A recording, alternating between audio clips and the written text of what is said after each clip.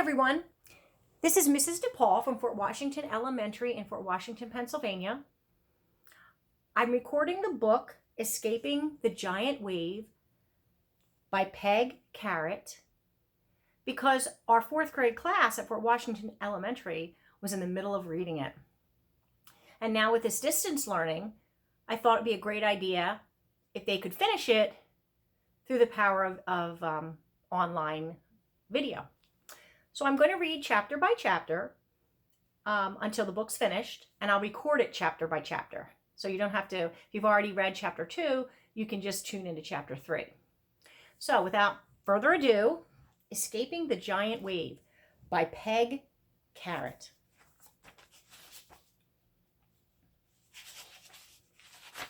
Published by Aladdin Paperback. Chapter 1. If you could change one thing about your life, what would it be? No one in my 6th grade class answered our teacher. I could think of lots of things about my life that I'd like to change, but I wasn't going to say them out loud, not even on the last day of school. Think about it. What do you wish was different? Mrs. Hoke asked. I wish I was 6 feet tall, my friend Gary called out. Everyone, including Mrs. Hoke, laughed. Then she said, I want you each to write down 4 goals for your summer. They must be goals that you can work to achieve, not something over which you have no control, such as getting taller. You don't have to turn in your lists. They are to help you improve yourselves. I think Mrs. Hoke's goal was to keep the class out of mischief without having a bunch of papers to correct. I wrote my name, Kyle Davidson, at the top of a sheet of notebook paper and started my list. Number 1, raising my batting average over 250. Number 2, learn to pop a wheelie on my scooter. Number 3, get Mom and Dad to increase my allowance. Think before you write, Mrs. Hoke said. Good goals have a long-term effect. A goal accomplished makes your life better. I put one elbow on my desk, rested my chin on my palm, and read my list. Yes, my life would definitely be better if my batting average went up, if I could pop a wheelie, and if I had more money. I was confident that I could achieve numbers 1 and 2. All I needed was practice. Number 3 would be more of a challenge. I planned to mention frequently to my parents how much spending money my friends have. I would remind them that I feed Alexander the Greatest, our cat, and clean his litter box every night. I also carry out the garbage and make popcorn for the whole family when we watch a movie. I figured if I kept talking about how helpful I am, I'd wear Mom and Dad down, and they'd agree to give me more allowance. As I stared at my list, a hand shoved my elbow off the desk. My head jerked forward. Oof! I said as I dropped my pencil. Behind me, I heard Darren Hazelton snicker. I didn't need to turn around in order to know who had yanked my elbow. I sighed, retrieved the pencil, and finished my list. Number 4, make Darren Hazelton leave me alone. As soon as I wrote it, I put my hand over that line in case Darren peeked at my paper. Darren is the meanest kid in Edison School. He's probably the meanest kid in the world. I bet Darren was born mean. He probably bit the other babies and kicked the nurses before his parents took him home from the hospital. I met Darren when I was 5, on my first day of kindergarten. He came up behind me and bonked me on the head with a box of crayons. I didn't want to be labeled as either a crybaby or a tattletale on my very first day of school, so I walked away from Darren without saying or doing anything, and I didn't tell the teacher on him. Big mistake. From then on, Darren sneaked up on me once every day. He punched me, poked me with a pencil, tripped me, and shoved me. He never hurt me enough that I had to go to the school nurse. He was too devious for that. His punches stung, but they didn't bruise me. His pokes left an indentation, but never broke the skin. By the time I got to 1st grade, being bullied by Darren had become a regular part of my day. It still is. I never punched back because Darren always outweighed me by plenty. Now that we're both finishing sixth grade, he stands 5'7" and is built like a brick wall, while I am barely 5 feet tall and as skinny as a ruler. Size was only part of the reason I ignored Darren all those years. I dislike confrontations of any kind, and I avoid physical conflict most of all. I don't even like to watch boxing or wrestling on TV. Fighting isn't just my way of handling a problem, and for the most part, that's a good thing. When I'm dealing with reasonable people, I can settle any differences with discussion and compromise. Darren Hazelton is not a reasonable person. Darren Hazelton is a mean, big, strong troublemaker. I'm not the only one Darren hassles. He picks on the younger kids, and I've seen him start fights with older boys in the 7th and 8th grades. Some kids fight back. Others complain to their teachers. Darren probably holds the school record for getting sent to the principal's office the most times, but that hasn't slowed him down one bit. I used to tell myself that brains are more important than brawn, and that by avoiding a fight, I was outsmarting Darren. Lately, though, I haven't felt smart. I felt like a coward. It was time to stand up to Darren at last and put an end to his sneak attacks. The question was, how? "Read your goals once a week during the summer," Mrs. Hoke said. "Good luck in achieving your ambitions." It will take more than luck, I thought as I folded my list and stuck it in my notebook. I wouldn't see Darren during vacation, so I had 3 months to figure out a workable plan to keep him from punching me again next year. I decided to concentrate on my other 3 goals first, and then worry about Darren in August. That afternoon, I took home a year's accumulation of items from my locker, including a petrified apple core, a coupon good for 20 cents off a bag of jelly beans, expiration date 2 months ago, 3 overdue library books, and a pair of dirty socks that I didn't put on after gym class one day. My backpack bulged. I would have tossed some of it away at school, but all the wastebaskets there were already overflowing with other kids' trash. I was eating graham crackers and sorting through all the junk when Mom made a surprise announcement. "Due to your maturity and responsible behavior, Dad and I have decided that it is no longer necessary to hire a babysitter for you and Bibi." Bibi is my little sister, and yes, that is her real name. Mom and Dad couldn't decide whether to name her Bernice after Dad's mother or Barbara after Mom's mother, so they took the 2 initials and made up a brand new weirdo name.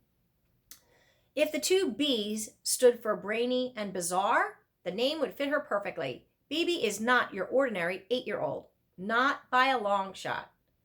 When Mom gave me the no more babysitter news, she smiled expectantly, and I could tell she thought I would be glad. "How much?" I asked. Mom seemed baffled. "How much what?" "How much do I get paid for watching Bibi?" "Paid?" Mom looked as if I had demanded a fee for making my bed or brushing my teeth. "You always paid Shelley $5 an hour," I said. "That was different. Shelley was a hired sitter. You are a slave."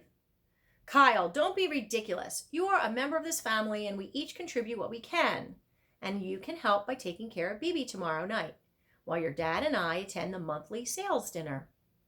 My parents both work for a large real estate firm. Dad sells commercial office space. Mom sells houses and condominiums. "How long will we be gone?" I asked. "We need to leave at 6, Mom said, "and we should be home by 10:30 at the latest." "From 6 until 10:30, I said. "That's 4.5 hours. Shelley will get paid $22.50. "All you have to do is heat up dinner, wash the dishes, and see that Bibi goes to bed at 8:30. It will be a snap." "Shelley gets a tip for doing the dishes," I said. "Shelley doesn't live here." Mom raised one eyebrow and gave me a look that suggested I wouldn't live here much longer either if I said another word about Shelley. "What if Bibi won't?" I asked. "Won't what?" Mom said. "Won't eat her dinner, won't go to bed, won't do anything I say." "I'll talk to her before we leave," Mom said. "I'll tell her that when she's all tucked in bed, you'll read to her for a while." My sister knows how to read, but she still loves to have someone read aloud to her, especially if she gets to choose the reading material. I won't read one of her financial reports, I said. I'll read part of Harry Potter or something else that normal kids like, but I am not reading about a mutual fund or the quarterly report from General Electric or any of BB's other favorites. You see, my sister was a financial whiz. When she was 2, she refused to play with blocks or dolls. All she wanted was a calculator. Last Christmas, when she went to get her picture taken with Santa, she asked him to bring her shares of stock in a toy company. Toys break, BB explained. Stock appreciates. I'll try, the startled Santa said, but I can't promise. You can choose what to read to her, Mom said. And then she added, I'll make homemade pizza. I knew the pizza was a thank you for me. Pizza is my all-time favorite food, especially Mom's homemade pizza, which she usually makes only for birthdays. Even so, I couldn't resist saying, let's see, 4.5 hours times 0 cents in an hour equals, I paused for dramatic effect. Unfair. BB came in from the backyard carrying her radio and her stuffed bear, Bill. The bear was named for Bill Gates, founder of Microsoft and BB's hero, because he's one of the richest people in the world. The Dow is up 30 points, she said, smiling broadly. And the NASDAQ is up 10. Bill and I are happy. Nobody knows why BB is interested in the stock market. It certainly isn't because our family is wealthy. We don't own any stocks, but BB follows the daily stock market reports the way other kids read cartoons. She's fascinated by the idea of many people owning a small share of a big company. BB put her radio and Bill on my bed, then helped herself to some graham crackers. Dad and I are going to a sales dinner tomorrow night, Mom said. Who's babysitting? BB asked. Kyle. BB choked and made a face as if the crackers were moldy. No way, she sputtered. Kyle isn't old enough. Kyle is 13, Mom said, and that's how old Shelley was when she began babysitting. How much? BB asked. Mom gave her a suspicious look. How much what? How much do I get paid for letting Kyle be my babysitter? The sitter gets paid, I said, not the sittee. Nobody is being paid, Mom said. Unfair, said BB. That's what I told her, I said. There ought to be special child labor laws for family members. Then I added, of course, if I were to get a bigger allowance, I might feel differently. I'll think about it, Mom said. That wasn't a yes, but it wasn't a no either. Maybe I really would accomplish my summer goals. As soon as Mom and Dad left the next evening, I told BB, I'm in charge now, and these are the rules. She glared at me. Rule number 1, I said. We eat dessert first. BB quit scowling. Rule number 2, when we have pizza, we can eat with our fingers instead of using a fork. BB smiled again. Rule number 3, the only required vegetables are baby carrots dipped in ranch dressing. This is going to be fun, BB said. It was fun. Although I didn't tell Mom and Dad that. I wanted them to think they were taking advantage of me. I thought if they felt guilty, they would raise my allowance. Dream on. I had been contributing my mature babysitting skills to the good of the family for about a month, with still no raise in allowance, when Dad brought home a handful of travel brochures. We're going on a vacation, he said, to the Oregon coast. Did you win the lottery? I asked. Lottery tickets are a waste of money, BB said. The odds of winning are terrible. Yes, I'm Salesman of the Year, Dad said. Mom and I get our expenses paid to a national sales conference in Fisher Beach, Oregon, and we're taking you along. How do we get there? BB asked. We're flying. All right, I said. I had never been on an airplane. In fact, I had never been out of Kansas. 5 days in the beautiful Pacific Northwest, Mom said. Fresh crab and salmon, rugged scenery. Look at the hotel where we'll be staying. She unfolded one of the brochures. BB and I gazed at a picture of fir trees lining a curved driveway that led to a lodge built of logs. Each room overlooked the Pacific Ocean and had a stone fireplace. Baskets of pine cones and red apples adorned the bedside tables.